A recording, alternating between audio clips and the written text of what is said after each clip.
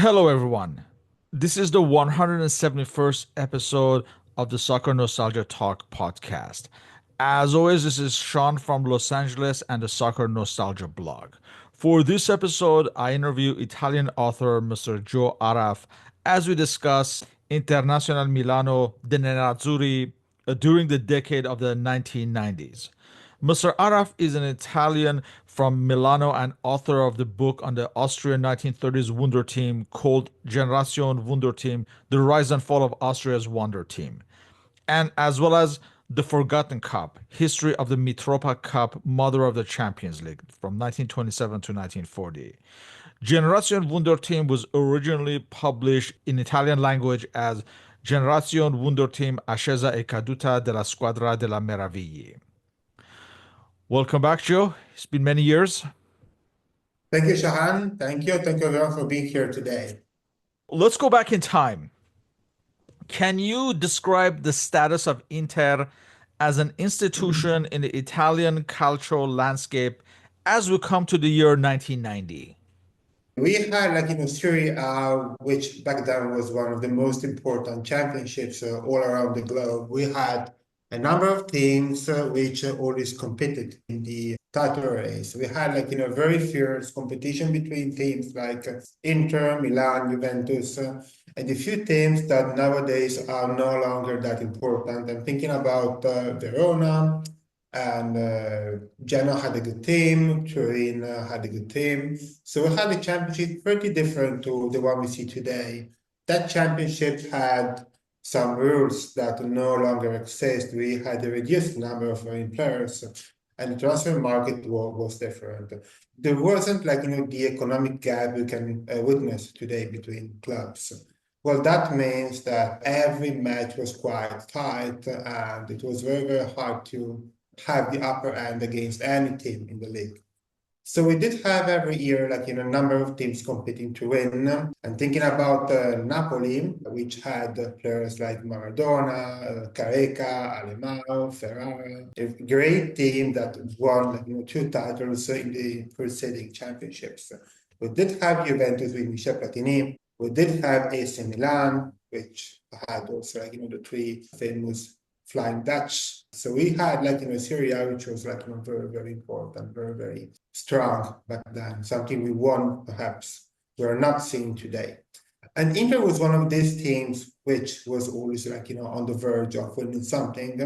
And we did in 1989 with Trapattoni, we won what we recall as the record title, meaning that Inter scored a record-breaking number of points and won the championship. What you can see is we had a team which was strong, I think very, very, very good. And we were one of those teams that made that football quite interesting. It is something that we don't really see today, as we always had one team competing or two teams competing, but usually we do have a reduced number of squads, which are actually strong enough to make the title theirs. So yeah, pretty much we had this situation where every match was very, very tight, and the championship was regarded as one of the most popular around the globe. In fact, I would go as far to say it was the best league in the world at the time. And probably one of the best and one of the richest too, because you have to think that we did many investments. Napoli invested a lot. Before that, I still remember Udinese signing Zico. Zico was a rising star of Brazilian football. And we did have even minor teams being able to sign great players. So you can just imagine how great that championship was. I can't remember now the year when Brescia signed Gigagi. Well, 92. A bit later, then that was a bit later perhaps, yeah. But still, you can see how competitive our football was. In the fall of 1990, it's the Inter of the three West Germans, Lothar Matthäus, Andres Brehme, and Jürgen Klinsmann, who have just won the World Cup in Italia 90. Not to mention the Italian internationals like Walter Zenga and Giuseppe Bergomi. What can you say about the backbone of this team?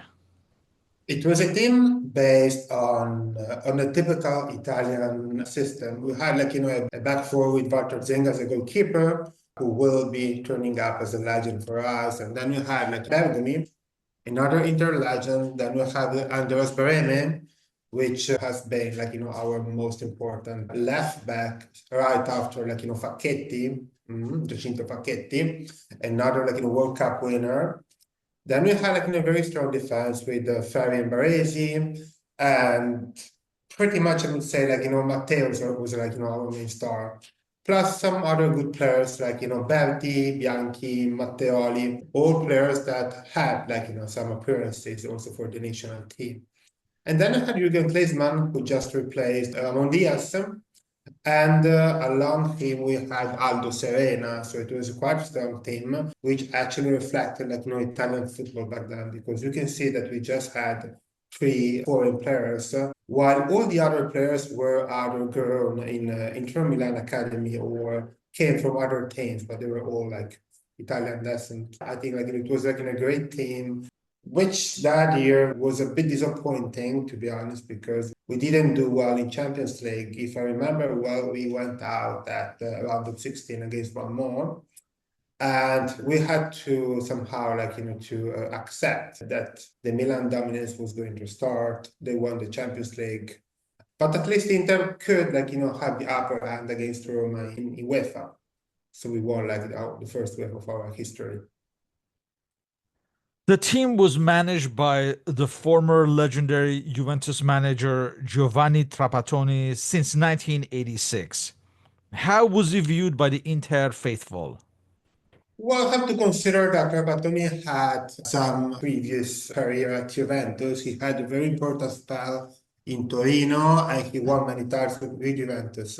I think 7 or 8 before he joined Inter. So we didn't expect him to be very loyal to us. We knew he was a professional. Well, back then, one of the most important coaches of Italian football. So we knew that a great professional was joining Inter.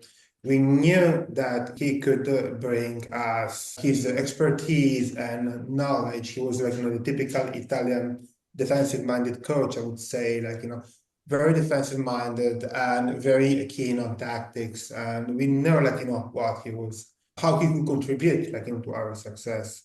But at the same time, we knew, he was not going to be, a legend for us. Even we say up to date, we don't really remember him as a coach who just went from one team to another. And Trapattoni is very, very well remembered. Yeah, we have to consider also that he tied his name to Italy. Even though in 2002, we had very high expectations, but well, that World Cup turned into flop. What can you say about Inter president Ernesto Pellegrini at the helm since 1984? A very well-remembered president, I would say, both him and Moratti left, a very important footprint on Inter, a very important mark. He did whatever he could, to make Inter a winning team. He signed many players. Of course, he did some mistakes, of course, because if you see, some signings that actually didn't really perform as expected, you can easily imagine that something went wrong with some transfer campaigns. But actually, he was, I think, a real supporter, and he really did his best, to try, to put Inter, at the top of the Europe and Italy. Even nowadays, 2 days ago, I had a presentation, nearby. We had the presentation on Inter, and we also mentioned, his spell at Inter, saying that he was somehow pivotal for us. He won, that important title. Then he won UEFA. And he brought us many important players. So he's very, very well remembered, I would say. Let's look at the 1990-91 season with transfers and all the results and talking points. As far as transfers, you have the former Milanista Sergio Battistini coming from Fiorentina. You have Davide Fontolan, who arrived from Genoa, and much was expected of him. But before even the season started, he had to have surgery and he was out for the entire season. And you had others like defender Antonio Paganin, who came from Udinese, and midfielder Fausto Pizzi, who arrived from Parma. as well as another midfielder, Paolo Stringara from Bologna. The players who departed included Enrico Cucchi, who joined Bari, Gianfranco Mattolo, that you mentioned. He joined the newly promoted Cagliari of Claudio Ranieri, and he would have a good spell there in those years that he was there. Others like Dario Morello joined Reggiana, and Corrado Verdelli joined Cremonese. This would be a good season, a close race in the Scudetto race, as well as victory in Europe in the UEFA Cup against Roma that included the epic remontada against Aston Villa in the second round.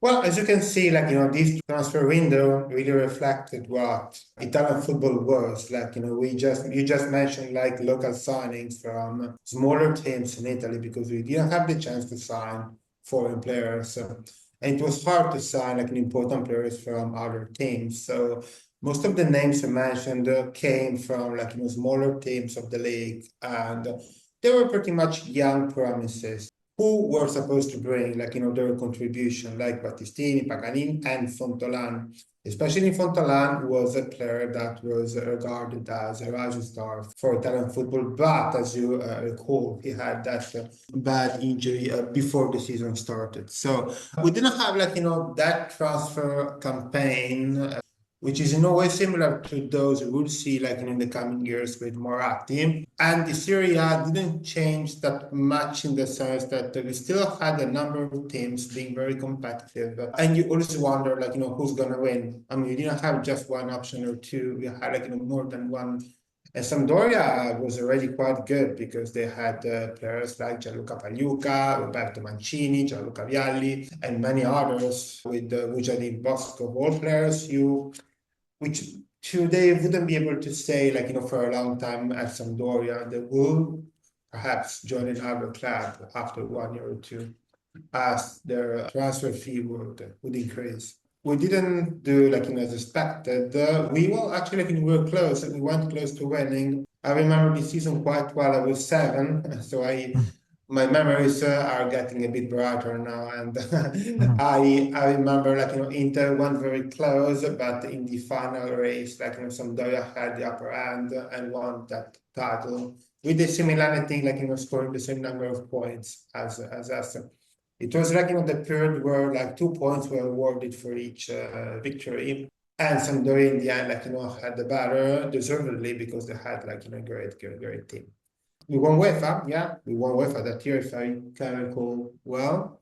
But yeah, we couldn't actually put our hands on the title, on the Italian title. It came down to a few matches to the end of the season. Inter is hosting Sampdoria. It's a very epic match. Pagliuca saves Yeah, Matthäus's penalty kick. Sampdoria score 2 late goals, and the title was gone for. And it was basically the title decider at that point because even though in the end AC Milan just edged ahead on goal difference, Inter was really the closest challenger to Sampdoria for the yeah, majority of the season. However, that season we also have to point out that Lothar Matthäus would be rewarded with the Ballon d'Or yeah. because of his performances in the World Cup. Absolutely, yes. I still remember, I was home that day when Inter faced Sampdoria, in San Siro. My father came back from the stadium telling us what happened in the stadium, that Pagliuca was being actually hit by some rocks from falling from the grounds from Inter supporters because he was actually, stopping every attempt from Inter. And yeah, after that, we all know how this season ended. And yes, Matthäus was awarded with the Ballon d'Or exactly because, his victory at the World Cup the year before. And I think, to date, he has been the only player, the only Inter player to win the Ballon d'Or as an Inter player, along with Suarez, Luis Suarez, and Ronaldo in 2022, because when he got the Ballon d'Or, I think he was still officially an Inter player, even though he was about to join Real Madrid. So yeah, very, very good point. Yeah. Also, Ronaldo won it in 97 when he had just joined Inter. Yeah. Yeah, but he won it because what he did with With Barcelona, I would Barcelona. That's say. correct. Yeah, Yeah. yeah, exactly. Yeah. We come to the off season of 1991. And this summer was marked by Lothar Matthäus's desire to join Real Madrid. Would this have an impact into the new season? Probably, yes. I mean, Inter had a very disappointing season. We ended up eighth. That means that the whole team didn't really perform. I don't think there is one person to blame when you end eighth in the table, right? So probably there was a collective issue and the group issue with that team.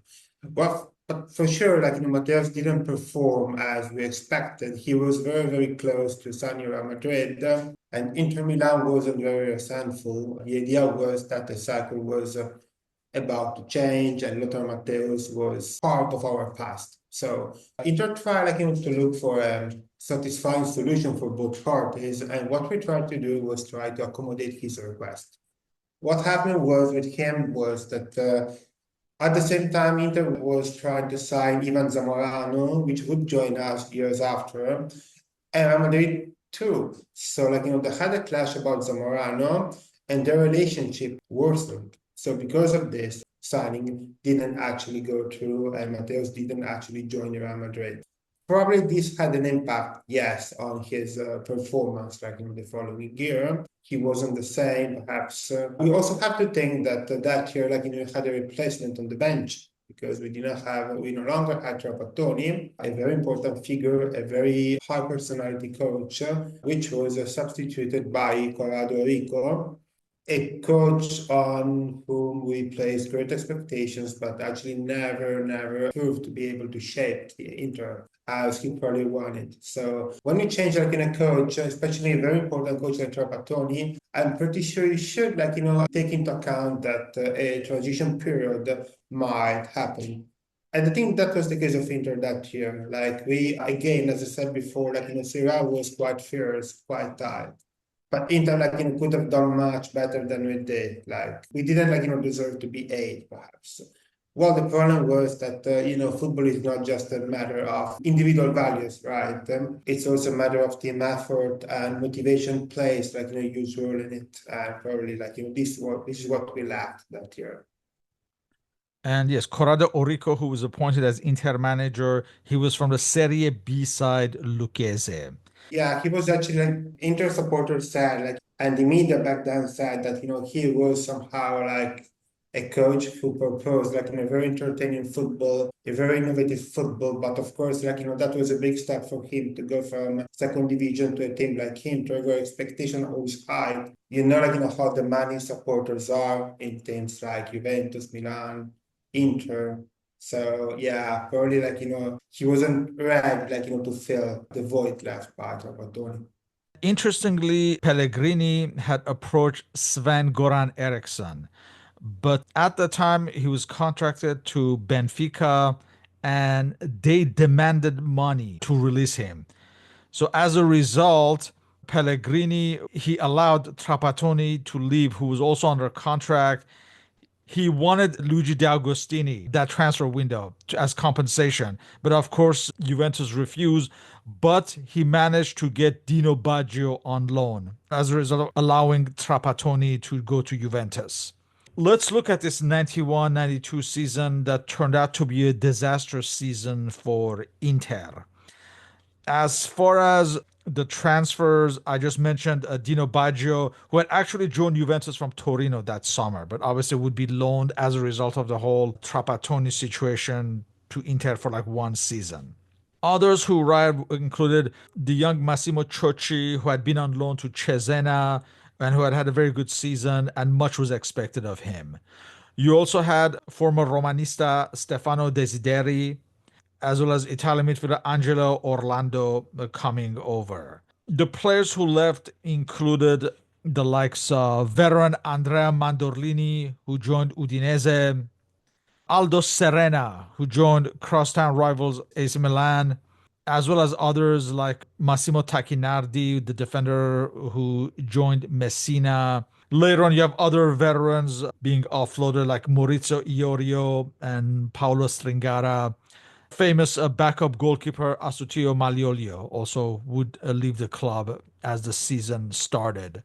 like you said, the team would fail to qualify for Europe, which was very surprising at the time for a team of Inter's pedigree. They'd be eliminated in the first round of the UEFA Cup to Portuguese side Boa Vista. There's also something I want to point out that may or may not many people may know, but maybe you can shed more light on this. Inter had signed former East German international Matthias Sammer that season. And they wanted to include him that season, and they wanted to force Andreas Brehme, I think, to join Verona to open up a spot.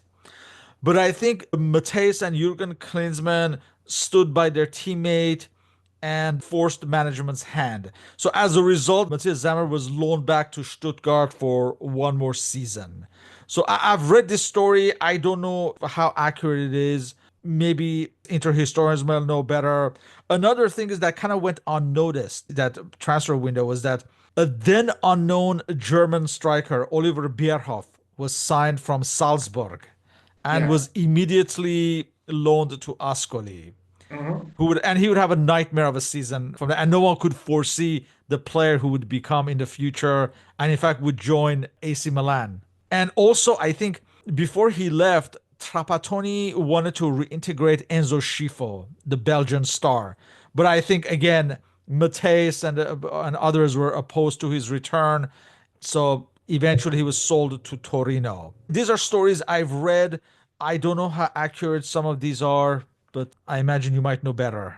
I heard the same whispers. I heard the same whispers about this. Consider that I was very young, so whatever I heard was years after, right? When I was maybe 15, 16, because back then I was just 7 or 8. So I was really passionate about Inter, but I didn't have the knowledge I have today. So I cannot really recall what Bernardo Matteus might have decided in 1992. Well, actually, what I heard was pretty much what you said, that we had this, I would say, leadership of the Germans, like within the Inter's dressing room, and some decisions were actually made by them or strongly influenced by them. So they might have played a part in it for sure. My guess, if you ask me, is that they and they were pivotal players, like in that team, pivotal players, because we all knew, the power Lothar Matthäus had, and the importance, for Inter he had. So I'm pretty sure that back then, a single player could actually impact, a team's decisions, even on the transfer windows. It's like in a sort of legend. We do have many legends about Inter Milan, to be honest, which I think there is also this gray area where we don't understand what's true and what's not true, right? So the same might happen with any other team, perhaps. But like 2 days ago during the presentation, we recall, the legend of Sal team, that player who was that goalkeeper, the Inter had in the 60s, who actually won, two Champions League for us. And then, one day, he made a very bad blunder against Mantova. And that day, Juventus won the championship. And till now, many players and many former players that are no longer alive thought, he did it on purpose. I went to an event years ago, and Mario Corso, former an Inter player, talking about that episode, said, "Yes, I'm pretty sure that what Sarti did was made on purpose." But then again, we don't know, if this is true or not, right? There is no proof for that. And the same happened to Matteus and Breme. While you might assume that they had a certain power within our dressing room, we cannot say 100% that they had the power to take those decisions. So I'm pretty sure no one can really reply to this question. It's something very curious for every football fan, but we won't have a definite answer, perhaps. Well, in any case, it had been a disastrous season with Inter, and many changes were on the horizon.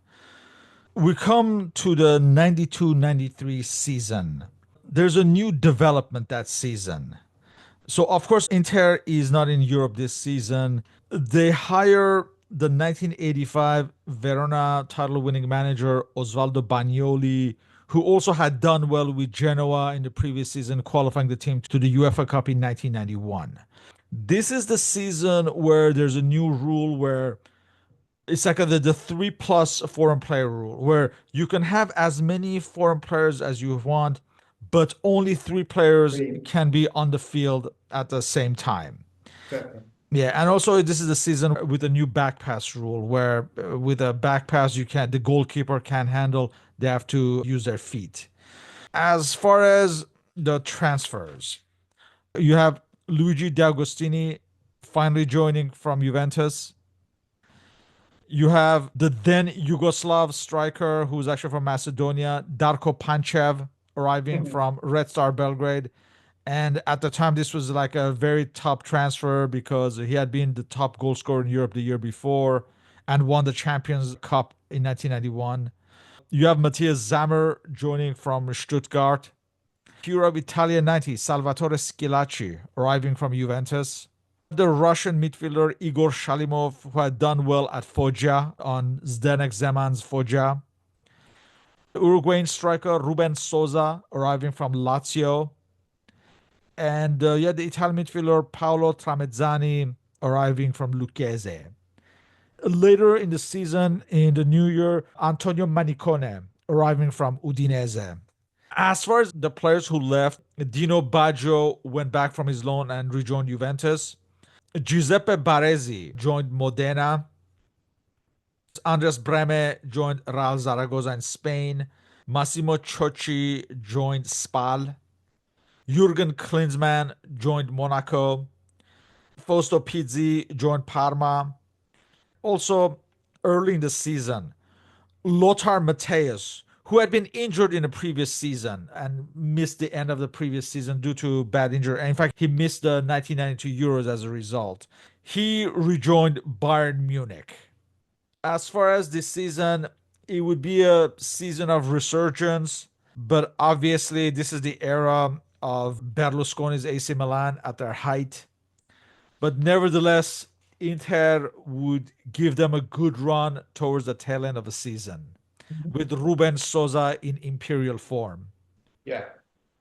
Well, as you said before, the previous one had been disastrous. I think disaster is the perfect word to define that season because it was like one of the worst, I probably can't remember, along with a few others. But yeah, it was a period of transformation for us because we all understood that the cycle was coming to a draw. So Inter tried, to rebuild partly its team. If I remember well, we lost that year the three Germans, Matthäus, Klinsmann, and Breme. I think they all left, Yes. that season. And some players came in, some were very promising. I remember, we were all very enthusiastic. My father was over the moon when Inter signed Darko Panchev, who had been a star at Red Star of Belgrade. He scored many goals, especially thanks to the contribution of Dejan Savicevic. But he was considered one of Europe's best strikers. He didn't give us a remarkable contribution, but yeah, we did have other players Matthias Sammer, as you mentioned before, who actually turned out to be quite a normal player, average, I would say. And then he would win the Ballon d'Or after he left Inter. Ruben Sosa came from Lazio. Ruben Sosa has arguably been my first football idol. I wouldn't say Lothar Matthäus because they were very, very young, so I can't really remember him at the stadium playing. Probably Ruben Sosa was the one that made me fall in love with Inter for the first time. He had this amazing left foot, which was somehow similar to the one I would later see in the Recopa some years later. But yeah, back then, Ruben Sosa was really a player that had, that extra quality you would expect from a key player, right, from a champion. And we did sign, Igor Shalimov. He came, from a very interesting team, which was Foggia. And then we had these teams like Foggia that was able to actually generate, very important and promising players like Giuseppe Signori, who had signed Lazio and became the top scorer that season with 26 goals. Quite remarkable in a championship like that one. And other players like Di Biagio or like Brian Roy, Igor Kolivanov. And then we also signed Schillaci, who actually didn't contribute much, I think. Like, had expectation of him, but he didn't actually turn to be like, an important signing for us. And yes, like, we also changed our coach. Bagnoli took over. Yeah, that was the year of Bagnoli, I think. And we ended up the season second, which was good considering what happened the previous season. And it was good considering that that team was a good one, but nothing comparable to AC Milan or maybe other teams, especially AC Milan, I would say. So all in all, I would say that was a good season. We cannot complain about that, and we saw like an upgrade compared to what happened previously. So yeah, that was a season like we also recall, I think, for a win against Juventus. Saying this because Juventus has always been like our nightmare for Inter fans, even in the years like when we seem to be much better than them, like this year, for instance. We went to the Juventus Stadium and we lost 1-0 to them. So it's somehow a dream for us, like, to have the upper hand against them. And that season, I'm pretty sure I remember Inter winning either 3-1 or 2-0 against Juventus. A great football match, thanks to that team. Regarding Matthias Sammer, we have to mention that, in fact, he was transferred out in the middle of the season. He went back to Germany and joined Borussia Dortmund, and of course, he would become a legend there. Probably Matthias Sammer, if I remember well at Inter, he was also fielded in a different position. I recall him being fielded many times as a midfielder, I think, and then he became also famous. But he also had a second duty as a defender, perhaps, or vice versa. I can't remember, but I'm pretty sure he didn't play in the same position. Right. He was a midfielder on those days. And then Exactly. eventually he transitioned to libero at Dortmund to great effect. Yeah, correct. Getting back to the foreign players. So foreign players with the caliber of Matthias Sammer and Darko Panchev failed at Inter. Lothar Matthäus defended Zammer and he blamed the Italian guard, the Senatori, as did Panchev himself later. So, was there really a culture at Inter where the veteran Italians, the so called senators, dictated the handling of the foreigners, or was this just an excuse? But frankly, I don't think so. I think that back then, European football was pretty much more local. The Italians played in a way that was no similar to any other footballing movement. If you compare Italian football with English one or German one, you would spot many differences you wouldn't spot now because nowadays everything has become globalized in a way. So you see, playing styles resembling each other quite a lot, I would say. Back then, we had our own style, which was very different compared to the others. We were very defensive minded. We proposed a very physical football and a very careful football regarding attackers or forward players. So it was very, very hard to get adapted sometimes. Well, the same would happen we will eventually mention Dennis Bergkamp. I think with Summer and Panchi was somehow the same story. They failed to adapt because they came to a different championship where everything actually changed. We probably we weren't that flexible in the way we tried to shape a team made of Italian and foreign players. So some coaches still had that idea of football in mind. They weren't that willing to change it, and so some players struggled. This happened quite a lot with Inter. Another player we're going to mention later would be Roberto Carlos, and as you know, the same issues might have occurred to him in a way. So I don't think it was a matter of Italian players trying to impose their views on foreign players. I think back then football had to see in a different light, a football that was shaped according to a style which was somehow distant from what could have been observed in Germany or Yugoslavia or England. I think that's the answer, perhaps. Let's look at the 1993-94 season. After the ending of the previous season, it promised to be a dream season with the acquisition of the much sought after Dennis Bergkamp that everyone was trying to sign. But it turned into a nightmare as the team imploded in the second half of the season. Yet, surprisingly, they were able to win their second UEFA Cup at the end of the season. As far as transfers, we have Dennis Very. Bergkamp and his teammate from Ajax, Wim Jonk, arriving in a joint transfer deal. You have Italian midfielder Francesco Delano arriving from Udinese, and Italian defenders Gianluca Festa arrived from Cagliari and Massimo Paganin joined from Brescia. The departing players included Luigi D'Agostini, who joined Reggiana. We have to mention Gianluca Festa was, after a month or so, he was loaned to Roma. Later in the season, Darko Panchev joined Lokomotiv Leipzig in Germany on loan. And towards the tail end of the season, Salvatore Schilacci, who had been injured for much of the season, he joined the J League, the Japanese league, and joined Jubilo Mhm. Iwata. Well, Inter finished in a disappointing 13th place. mhm. They were in the running until February, where a home loss to Lazio started a chain of events, and Bagnoli was replaced by Giampiero Marini, who in the end managed to win the UEFA Cup. This included wins against Borussia Dortmund and Cagliari as well. And they won the final against the Austrian side, Casino Salzburg. But obviously, it was a season to forget otherwise. Yeah. Well, I would say a very interish season.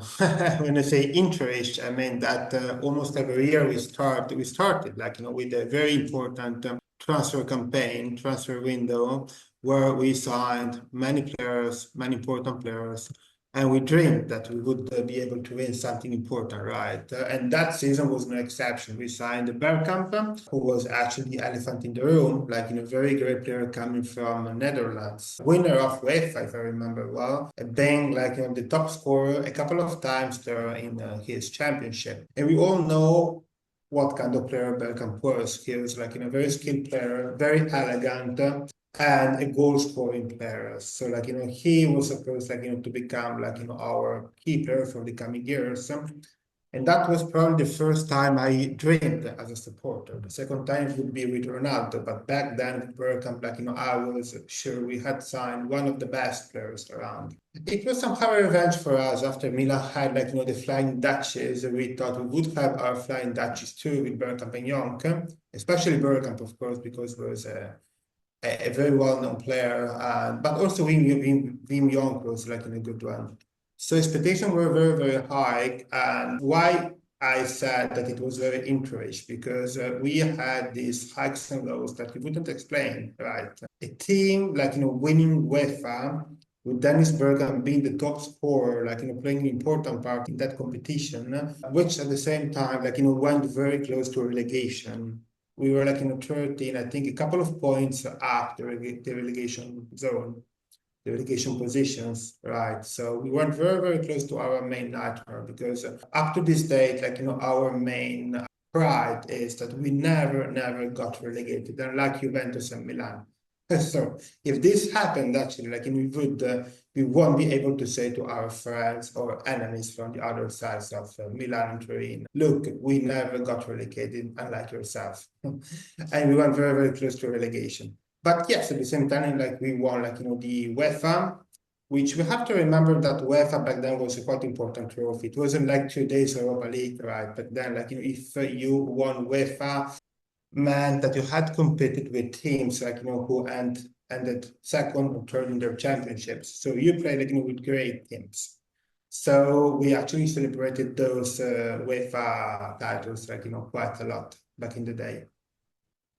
We come to the 1994-95 season, and the 1987 Scudetto winning manager of Napoli, Ottavio Bianchi, is appointed.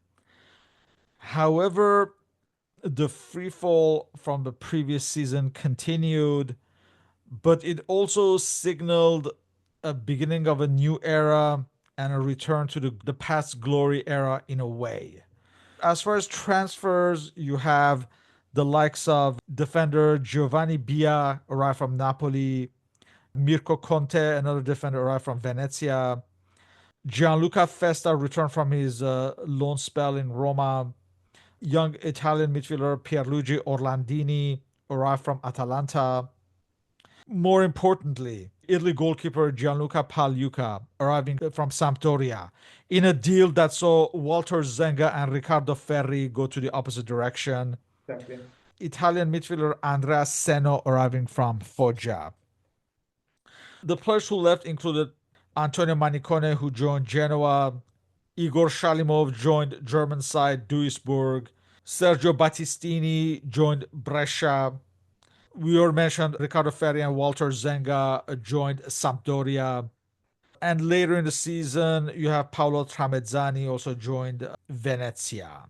Again, this would be a poor season by the standards of Inter, maybe not as disastrous like the previous season. And we have to mention that Dennis Bergkamp was still such a disappointment that he was nearly sold to Bayern Munich in October. Inter, I remember they lost at home to Napoli, and there was a lot of pressure on Ernesto Pellegrini. The following week, on December 18, they suffered another home loss to Lazio 2-0. Fan discontent at Inter was growing. Pellegrini left and sold the club to Massimo Moratti, the son of Angelo Moratti, president of Inter in the glory years of the 1960s. And this signaled a shift where Inter wanted to renew with the glorious past. Moratti would be in charge for the second half of a season. As the season went on, a lot of big names would be linked to Inter because of the Moratti connection. Eric Cantona, Manchester United's Eric Cantona was linked to Inter, as well as Ryan Giggs, Paul Ince, Davor Schuker, amongst others. So even though it was a disappointing season with Inter finishing sixth, there was still this glimmer of hope that maybe brighter days are ahead. Yeah. Well, actually, I remember, yes, as you said, the only, key player we signed before Moratti took over Inter at the beginning of the season was Pagliuca, who came as an exchange for Walter Zenga, which meant we lost another legend. And I remember this match played at San Siro. I was at the stadium that day. Which was very emotional, very, very emotional because we had these very, very big posters with the faces of Zenga and Ferry featured by our supporters and Zenga being applauded all the time. We won that match and I still remember that day because Walter Zenga had been an idol for me when I was younger. So it was one of the players who probably left a big mark on our history. Yeah, the season wasn't very exciting.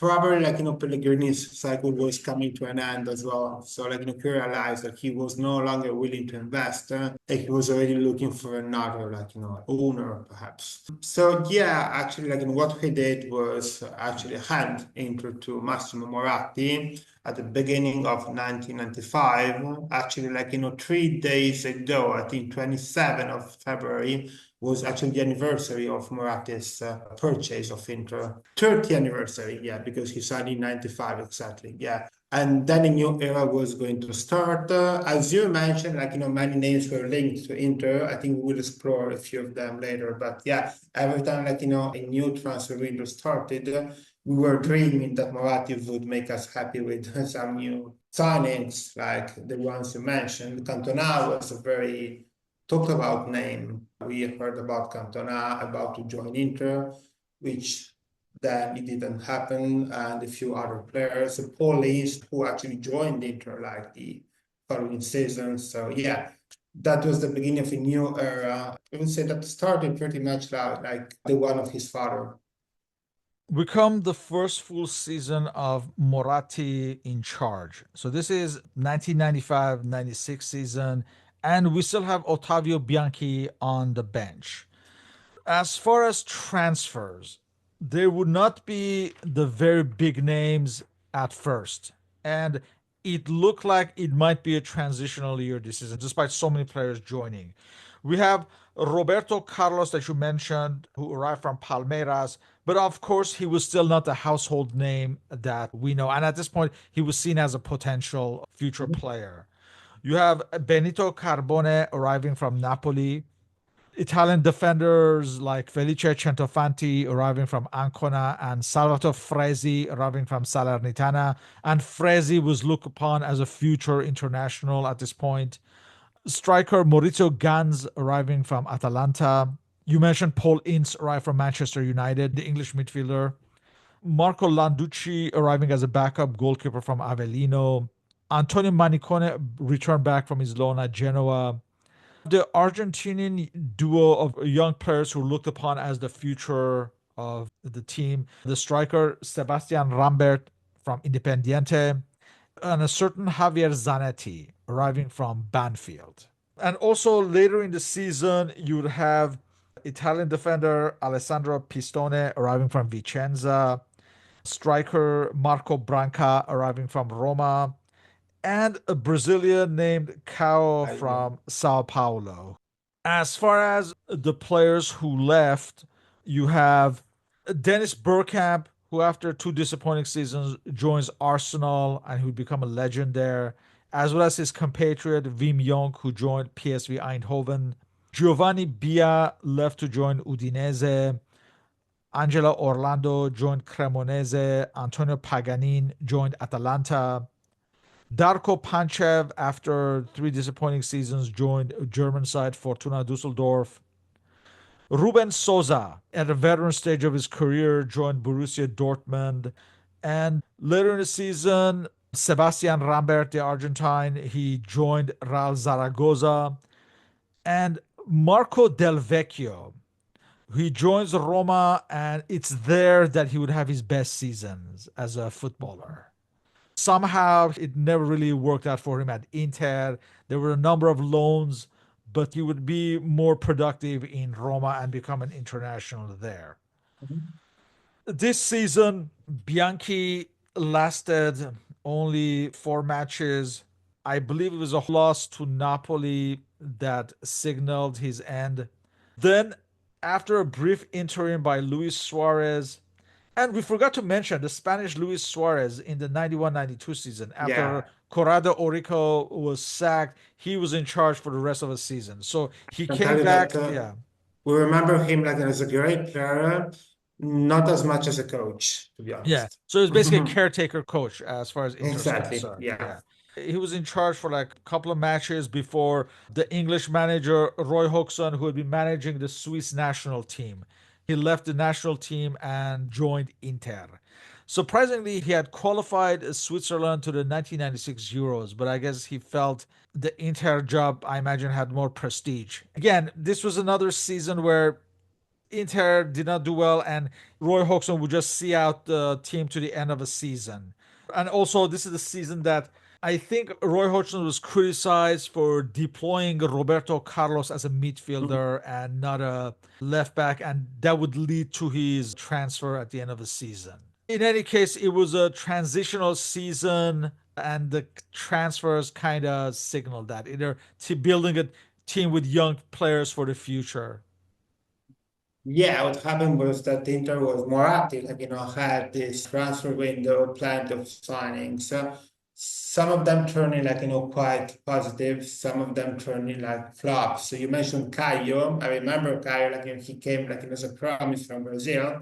His full name, I think, was Caio Ribeiro de Cossao, and many Interista supporters fail to remember him nowadays. 2 days ago, I mentioned him like in front of a huge audience of Inter supporters, and few remember him. We all remember Lambert because of his association with Zanetti. As you can recall, like, they came together at Inter. And probably, like, in that very moment, the feeling was that Rambert was like, the better one, right? While Zanetti was a sort of friend of Rambert. Like, he came like, as a part of the deal, but he wasn't like, the player that we actually wanted most, right? And well, it turned out that we were completely wrong. Zanetti, like, became a legend. And Rambert lasted less than one season, as you previously said. Other signings were, yeah, exactly, Paulins. Like, Paulins was already like, important player coming from United. I can't remember. He was a captain of Manchester United, so like a player with with some international exposure and experience that could help us get to the place which we actually deserved. Roberto Carlos, yes, exactly. That was one of the most dramatic transfer operations we had when he moved to Real Madrid. Roy Hodgson wasn't convinced of his defending abilities. He thought he wasn't fit, like for the Italian Championship. So he decided to offload him. And back then, I think the Real Madrid coach was probably Fabio Capello. I think it was Fabio Capello. And Capello couldn't believe that Inter was going to sell Roberto Carlos. So he hurried and decided to put him under contract, which was a shame, of course, because as it happened with many players later, sometimes we had some coaches that failed to recognize a player's talent and decided to sell them to some other big teams in Europe. Well, later we will see. We won't see the case of Seedorf and Pirlo because this happened like many years after. But it was pretty much the same story. Like the coach wasn't convinced of their position on how they would fit Inter, and then decided to offload them. Pirlo was filling in a different position, same for Seedorf. And I think what happened to Roberto Carlos had something to do. We used to, in Italy, we also had the idea that a left back or a right back should be more defensive minded. I mean, they could couple attacking abilities with defensive ones, but if you couldn't defend, you weren't fit for our football. So we lost Roberto Carlos, which had started in a very, very good way. I remember him scoring at his debut with Inter. We won 1-0. I can't remember against whom, but he scored a goal. And he scored around 5 to 6 goals for us. You could see already what skills he had. He had these great shooting abilities. He had that impressive speed. And so you could see he had great qualities, but yeah, somehow he didn't convince perhaps Roy Hodgson. So and yeah, we have to mention Zanetti and how Zanetti came to Inter. Perhaps he came to Inter. Moratti often remembered this. He was watching a match at home with his young son. Back then, his son was a kid. He was interested in another player, an attacking player. Moratti was fixated somehow with technical and attacking players. And his son told, Papa, Daddy, look at that player with number 4. I love that player. He's very fast, he's very powerful. I really love him. That's how Moratti decided to contact Banfield, if I remember well. Zanetti played for Banfield back then, and decided to sign him for Inter. So yeah, and the rest is history. We know what Zanetti did for us. But yeah, as I said before, it was a transitional season where Inter was somehow reshaping his lineup, his structure. So we didn't win. We didn't win that season, but we felt that with Moratti things would have changed, in the near future. If you remember, I'm pretty sure that Moratti already had an option to buy Ronaldo because Ronaldo, was a sub at the 1994 World Cup. He didn't play.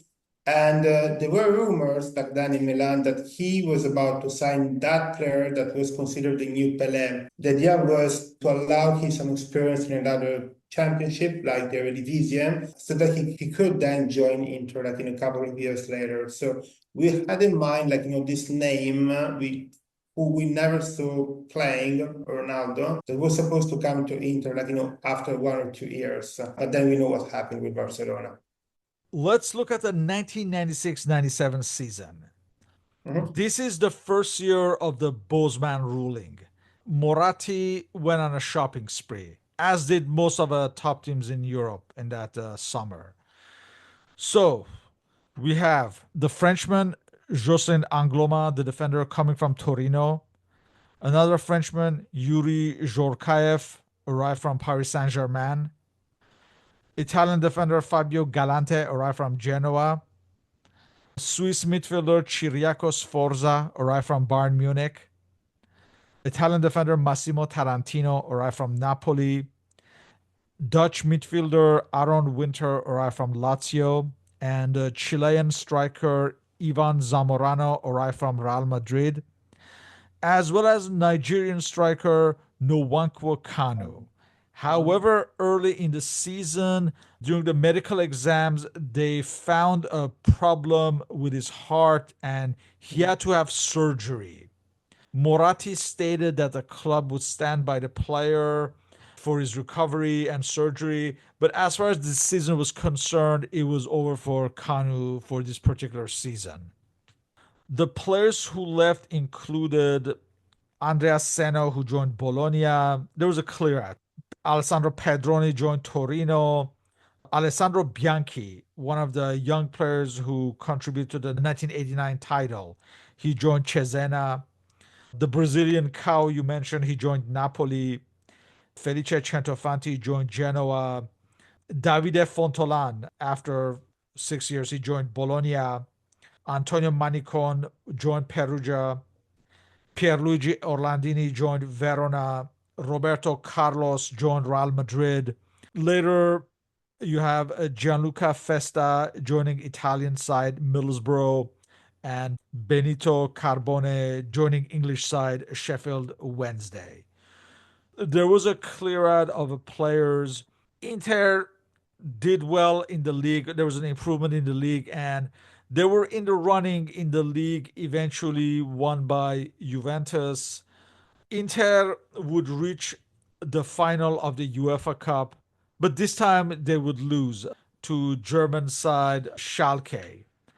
A few days after this loss, the English manager Roy Hodgson was under a lot of pressure and was being abused by fans who threw objects to him during one of the matches. He just quit and left with a couple of matches remaining. He was replaced by Luciano Castellini for the final matches. Also, around the same time, Inter were publicly seeking out Napoli manager Luigi Simoni as well. So that may have had a contributing factor as well. I think many Mm. people might have been disappointed as they expected Inter to once again win the UEFA Cup. Yeah, we can see how Inter this time tried to sign some renowned players who had some previous international experience. So we have to remember that Yuri Jogaev had just had a very important European championship with France. So he did very, very well. France was starting to have a very important generation made of players like him, like Zidane, like Lizarazu, like Petit, like Thuram. And in that European Championship, he performed better than Zidane. I mean, I saw it, and he was impressive. He scored great goals, and he assisted Dugarry and other players, and he was very, very, very impressive. And when Inter signed Djorkaeff and Juventus signs Zinedine Zidane, I thought, well, for once, we are the right ones.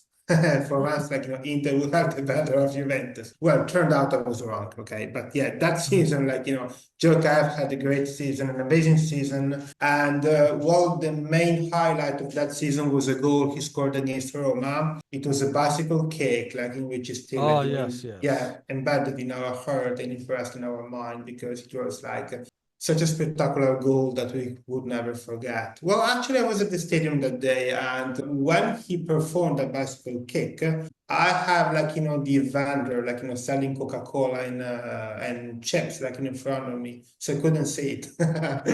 I saw it the same day in the evening, and I saw, oh, what a goal I have missed, and yeah.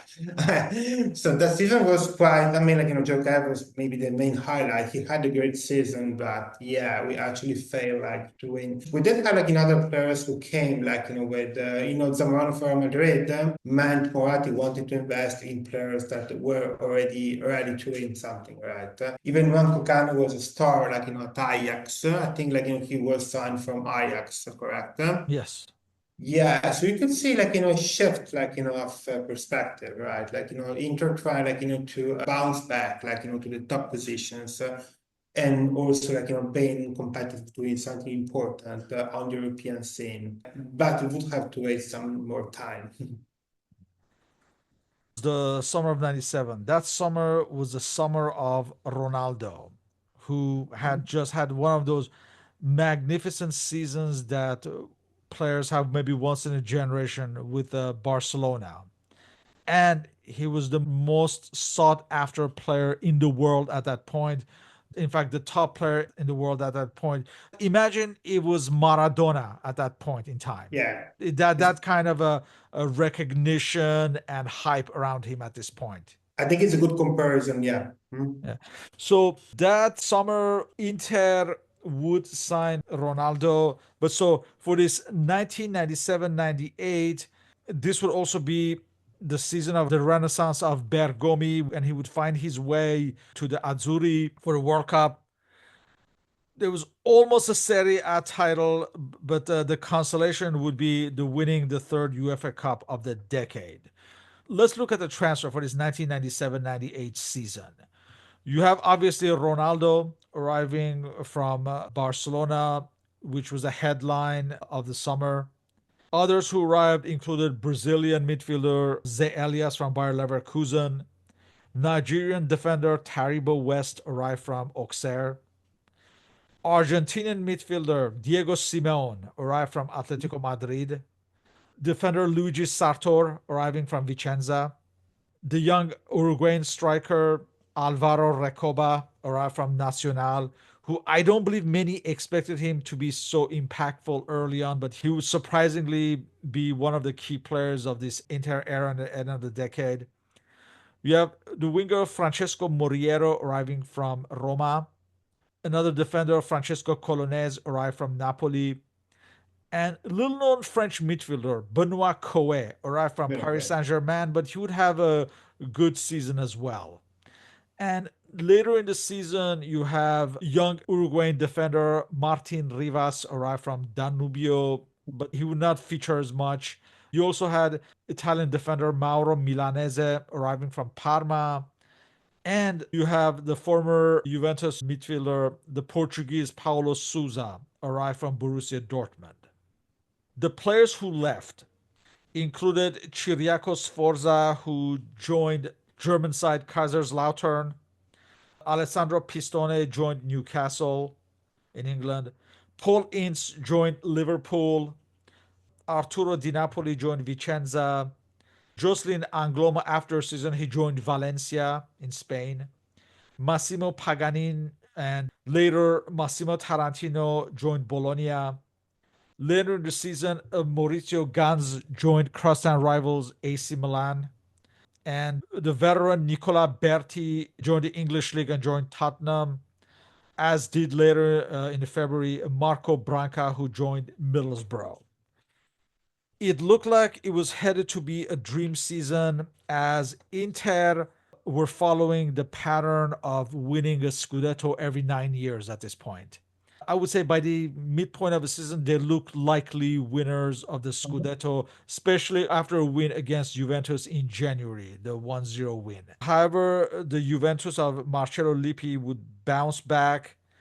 We have the controversial match on April 26, 1998, that to this day is always referenced, where Inter were denied a penalty kick on one end. I think it was Uliano's foul on Ronaldo, if I'm not mistaken. But then on the other side of the field, immediately in the next play, I think Juventus were awarded a penalty kick. They missed that penalty kick. But later, shortly thereafter, Alessandro Del Piero scored Juventus's winner. And this was essentially the title decider, but it was under very controversial circumstances that the Inter faithful to this day always reference as something that may have been tinted with controversy. Inter would win the UEFA Cup that season we mentioned, the third of the decade. And you have the epic Ronaldo performance and solo goal in the final against Lazio. It was a satisfactory season, but it could have been even a greater season with the Scudetto win. But it did not turn out that way. And in a way, it may have been a reference point where Inter may have slipped for the next few seasons. Yeah, I think here the main highlight is for sure the arrival of Ronaldo at Inter. I think Moratti paid close to Barcelona, equal to 50 million euros, or the equivalent. Well, it was billion of lire, what you call lire. which was a record fee back then, something that would be unimaginable nowadays for a player like Ronaldo. But back then it was like a record fee, like 55 perhaps billion of lira, I think. And were all excited, of course. I was like on cloud nine, for that signing, and all children from our generation, try to imitate Ronaldo, in his feints, in the when they played football, right? Because as I mentioned before, it was pretty much like when Napoli signed Maradona.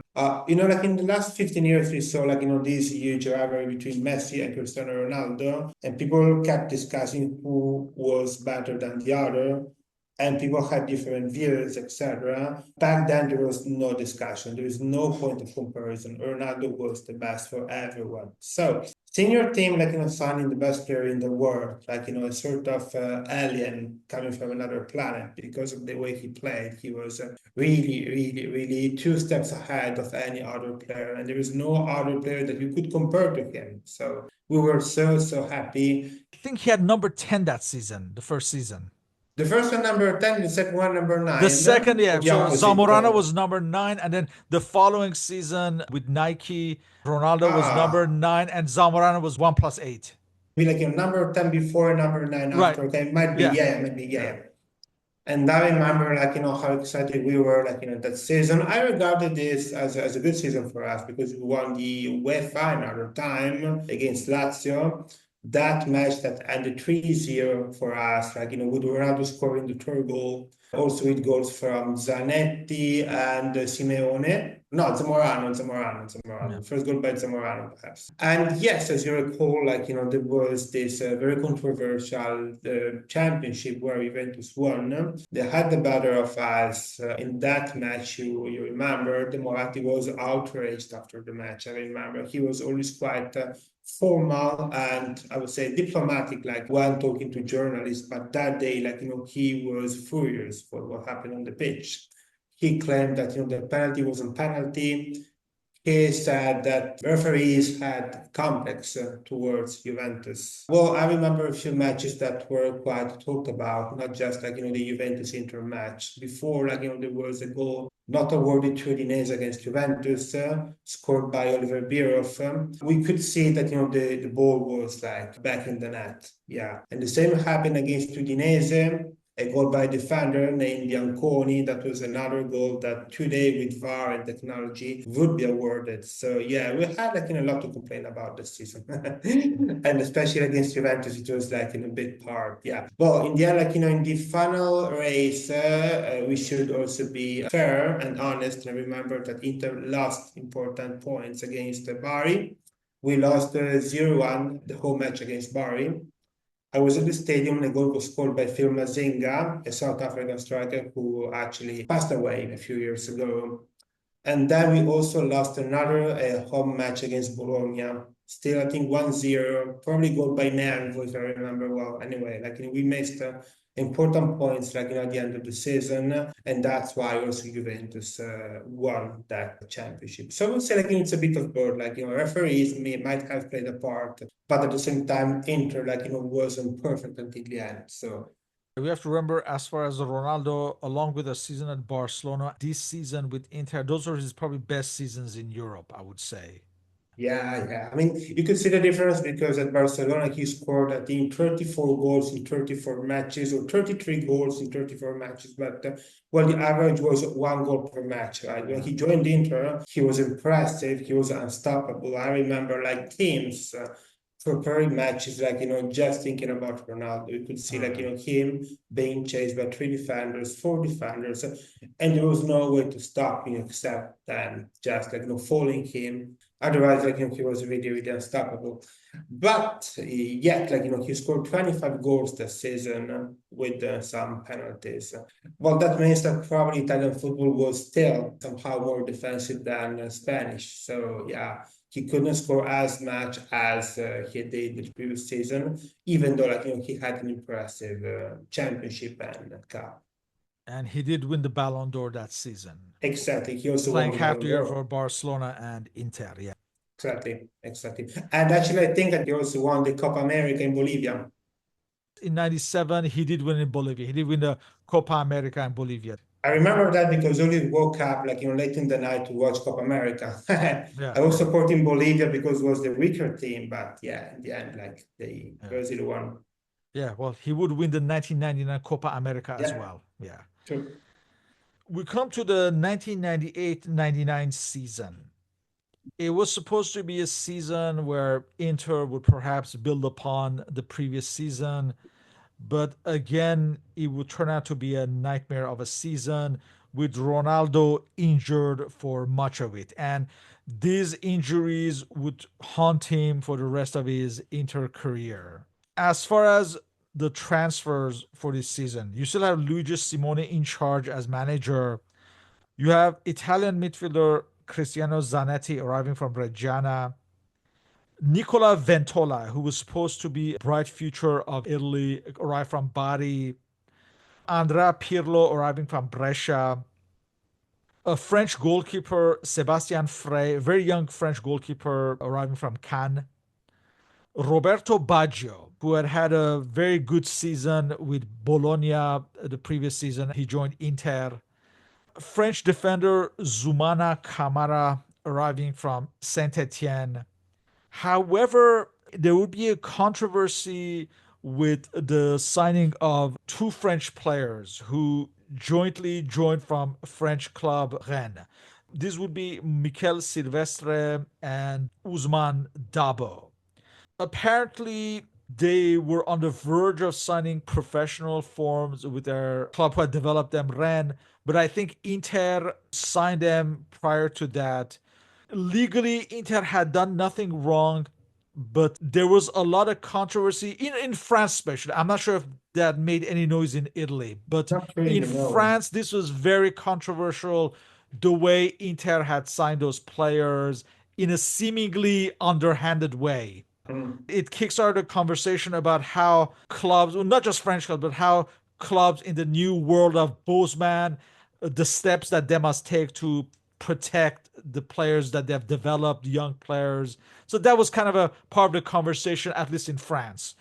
But anyway, later in the season, Inter also signs Croatian defender Dario Simic from Dinamo Zagreb and the Brazilian midfielder Gilberto from Cruzeiro. The players who left included Luigi Sartor, who joined Parma, Cristiano Zanetti joining Cagliari, Salvatore Fresi joined Salernitana. Later in the season, Alvaro Recoba would be loaned to Venezia, as was Usman Dabo, who was loaned to Vicenza. And in the new year, Nwankwo Kanu would join Arsenal, and Zumana Kamara would join Empoli. This would be a very disappointing season for Inter, a lot of controversy. Eventually, they would finish eighth. Luigi Simoni would be sacked early in the season. The Romanian Mircea Lucescu would be manager for much of the season. But then, towards the tail end of the season, he would be replaced by Luciano Castellini in an interim. And later, Roy Hodgson even came back and managed the last few matches of the season. It was a season to forget for Inter. And even in the Champions League, they were not very impressive. They lost their first match to Real Madrid and eventually would be eliminated in the quarterfinals to Manchester United, where David Beckham would gain a measure of revenge against Diego Simeone. Mm. Much was expected of a season, but it turned out to be a very poor season for Inter. I was just thinking how many disappointing seasons we had during that period. Yeah, especially thinking that Juventus and Milan tended to be much better than us. And as a kid or as a young, as a teenager, it was very hard to go to school on Monday. You can imagine that, right? And yeah, that season, we had the sensation that we had added in another great player like Roberto Baggio, who didn't do bad at Inter, to be honest. I have good memories of him wearing our jersey. I remember the year after, he scored important goals against Parma, so we could go to play European Cup. Nicola Ventola was supposed to be like another important addition because he was like a youngster from Bari. He started well that season with a couple of goals, but then actually he had some injuries too, and he didn't like prove himself over the next seasons. Yeah, it was quite disappointing. Ronaldo had a bad injury, which he recovered from, and then had like another setback, during the World Cup in France, as you remember. He had a great World Cup, but in the final, he looked like I would say a zombie in a way because he couldn't be on the pitch that day. He was. You could see he wasn't fit to play that final, and which was a pity because he had a great World Cup. He was perhaps one of the protagonists of that World Cup. But yes, that year was when Ronaldo first experienced some serious injuries who would later undermine his career. Yeah, a season to forget. We hope that after this season we could finally win the championship, having added Ventola, Baggio, Cristiano Zanetti too, who was regarded as another promising player. But then it was a season that we actually don't really remember nowadays. So we come to the end of this decade, and Marcello Lippi is now in charge of Inter, and Ronaldo is appointed captain. But again, he would be sidelined with injuries. He would try to come back towards the end of the season, and he would have a horrific injury in his first match back. I think it was in the Coppa Italia, if I'm not mistaken, against Lazio. I could be Yes, wrong. exactly. Yeah. Yeah, he had a clash, I think, against was it Simeone? Probably it was Simeone. But in any case, he was Yeah. not fit to play to begin with. But No. anyway, but they've rushed him back too soon, it seems like. Mhm. And so, as this happens, as this decade is at the end, what is the outlook for Inter looking ahead? Yeah, actually, the idea was we had brought in a coach like Lippi, Marcello Lippi. Well, a similar move compared to what happened years before with Trapattoni, a coach coming from Juventus, quite discussed, and talked about coach in a way controversial because, he was the coach of Juventus when, they snatched the Oh, title yes, from yes. our hands, in 1998, and so we didn't really like him too much actually, but we could we acknowledge that he had a great personality experience, so we were hopeful that we could win with Lippi. Well, that Inter had Angelo Peruzzi. I think that was the scene where we had Peruzzi signed for us perhaps, another important player coming from Juventus. And Christian Vieri had just joined Inter too, perhaps that year, if I'm not mistaken. Yeah, That yeah. was Vieri's first season at Inter, yeah. And yeah, our dream was to see Ronaldo and Vieri playing together. For years, Inter fans hoped to see this amazing couple playing together because their skills were very well combined, right? The one was faster, and talented. The other one was the prototype of the number nine. So thinking about the two players playing together was a dream that actually never came true. Vieri scored a lot of goals this season. He debuted with 3 goals against Verona. I think, yeah, 3-0 against Verona, I think, yeah. And then I remember a spectacular game. It was Inter against Parma. Parma back then was good, and they had Buffon, they had Cannavaro, they had Thuram. We won 5-1. I'm pretty sure 5-1. With Vieri scored a fantastic goal, to Buffon. So we started well actually that season, and but then things took perhaps another road, and we ended up another time being quite disappointed and not very happy also of Lippi, of how Lippi actually I think more active for years, made the mistake of signing players, putting them ahead of the coach. That season he realized he made a mistake and tried to just hire an important coach, and give him the white paper to do whatever he wanted. But then actually Lippi didn't succeed as we hoped. If we look on balance compared to Juventus and AC Milan, it was a more turbulent decade for the Nerazzurri with no league titles. Why did the club struggle? Was it error in transfers or institutional problems? It might be like, one, the consequence of the other. I mean, I think our management, was quite poor. They took wrong decisions. So we perhaps failed, to create a strong management and ownership, which was why perhaps many signings, sometimes even good players, failed to integrate. We saw, in a few cases like this before, right?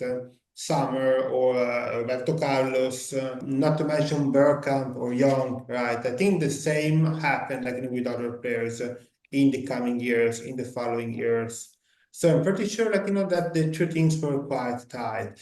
It might be the same that's happening today with Juventus, right? There are so many players, but very few of them have an actual impact on the team, right?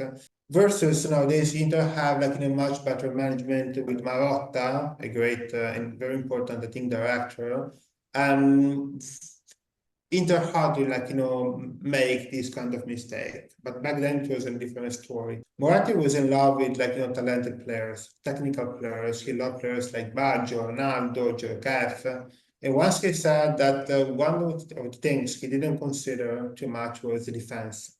He never actually signed great defenders until he signed Fabio Cannavaro years after.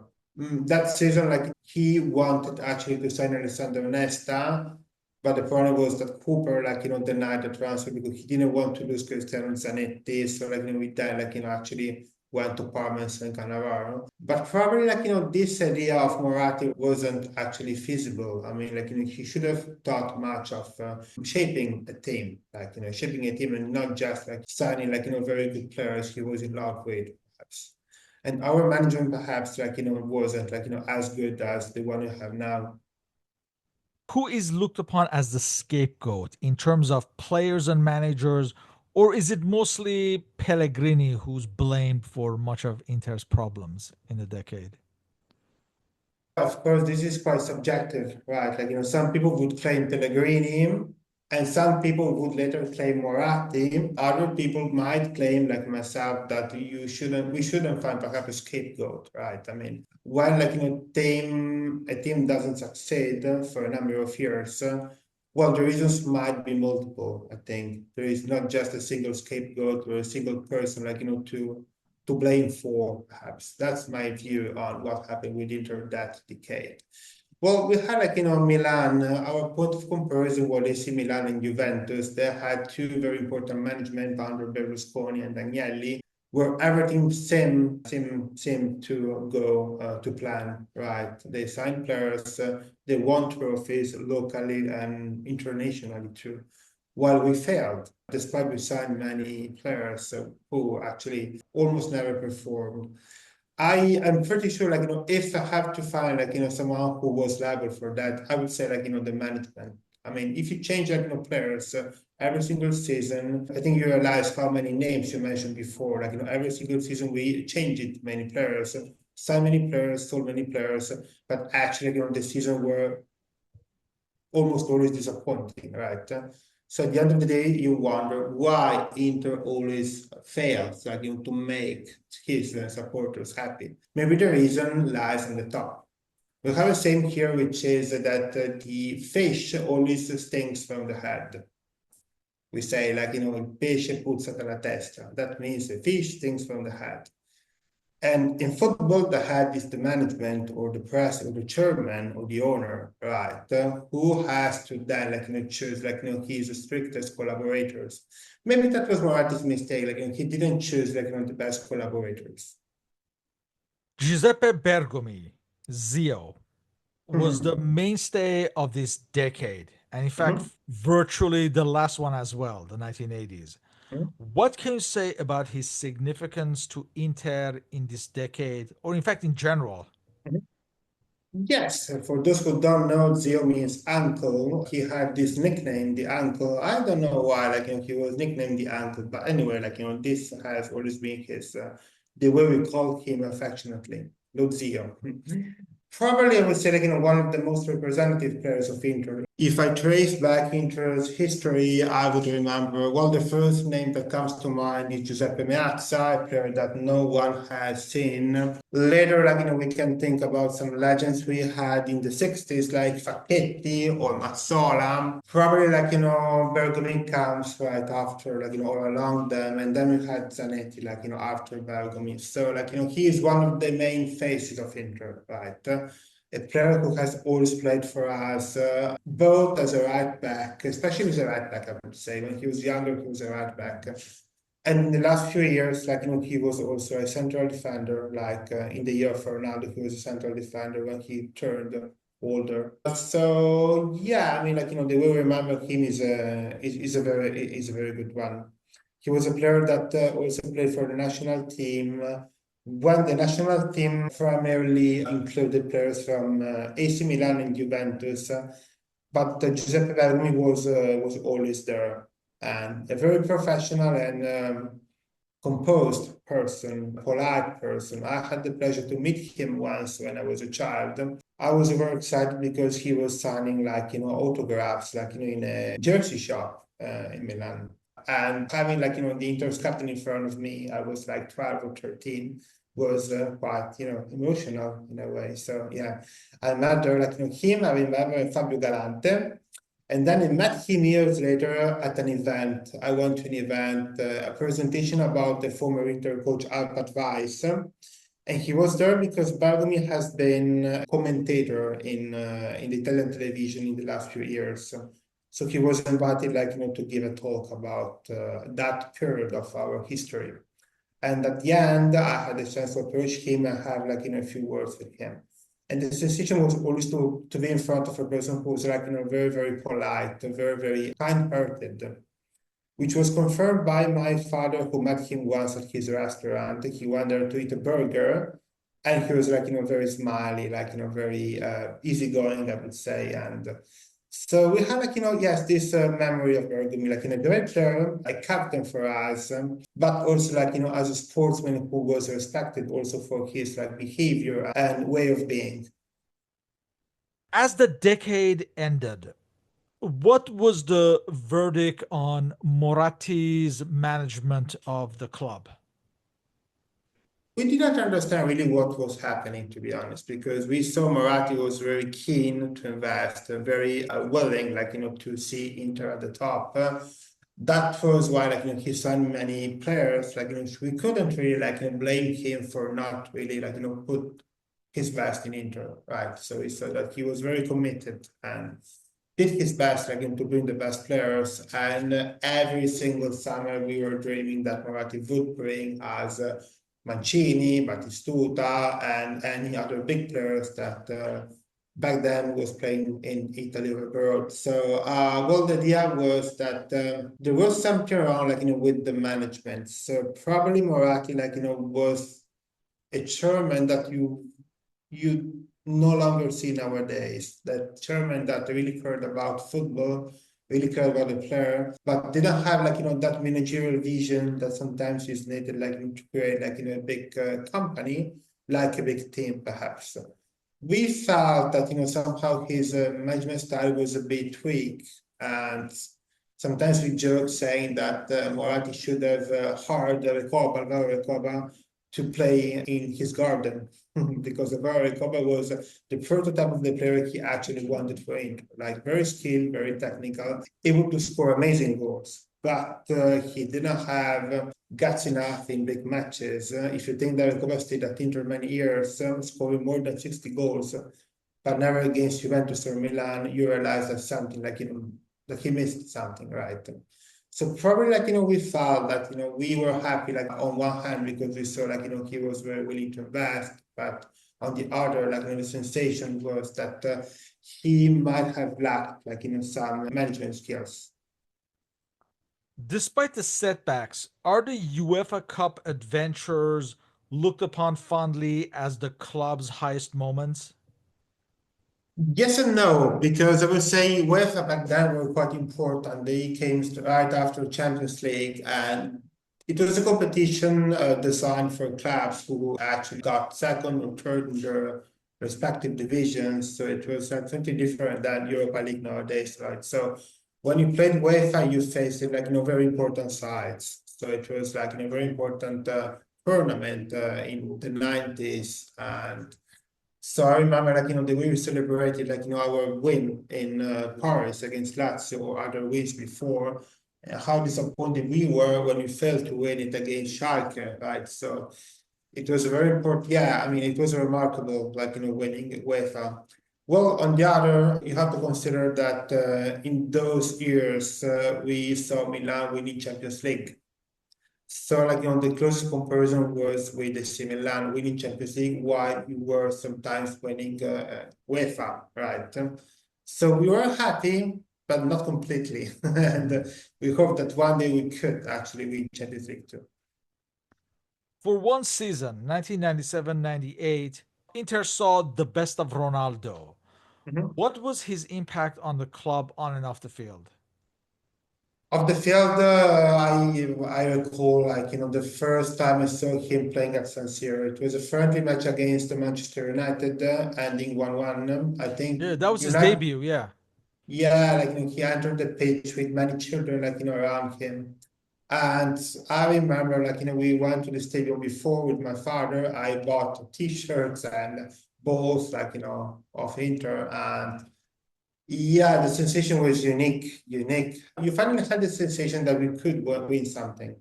We could perhaps have the battle against Milan and Juventus. And when he actually, stumbled on the pitch, you could see, a player like no other. So the emotion we had, when he sped up, when he took the ball, when, he dribbled and scored was something that I would perhaps never forget. Off the pitch, I would say, well, you have to consider that back then we didn't have the media influence we have now, right? It was 97, 98. Nowadays it would be a different story, perhaps. Nowadays with social media, internet, sharing everything, it would have another impact, perhaps. But back then, for us was something. Yeah, I remember that. Yeah, there was no other player we talked about. Ronaldo was always the player everyone wanted to become, everyone wanted to emulate, and he was also much feared by our rivals, because if you think that team of 97, 98, except Ronaldo, Inter didn't have a great team. If you compare Inter to Juventus, I would argue that Juventus was better. They had Del Piero, they had Zidane, they had Filippo Inzaghi, they had defenders like Ferrara, Montero, they had Peruzzi. Inter had a good team, but not as good as Juventus, perhaps. We had a good goalkeeper like Ayuka.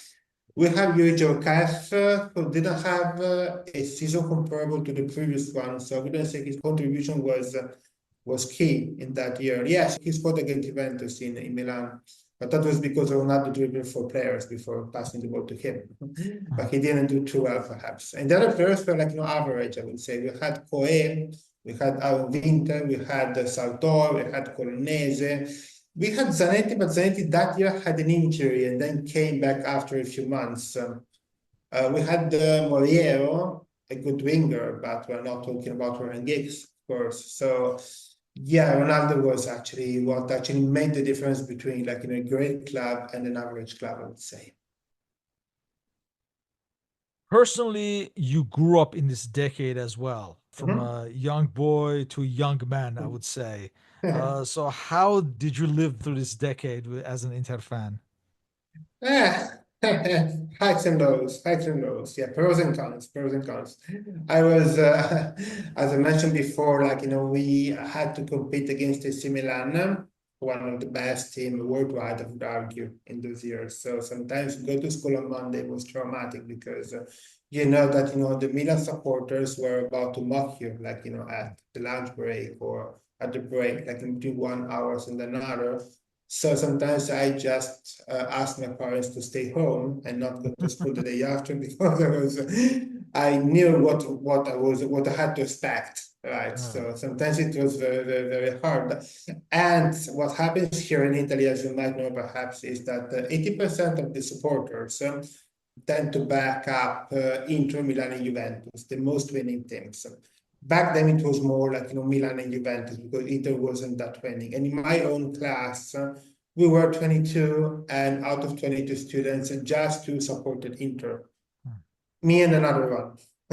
The other 20 was Milan supporters. So we were like, a minority in our class. And so we took some revenge, like, some years later. Yeah.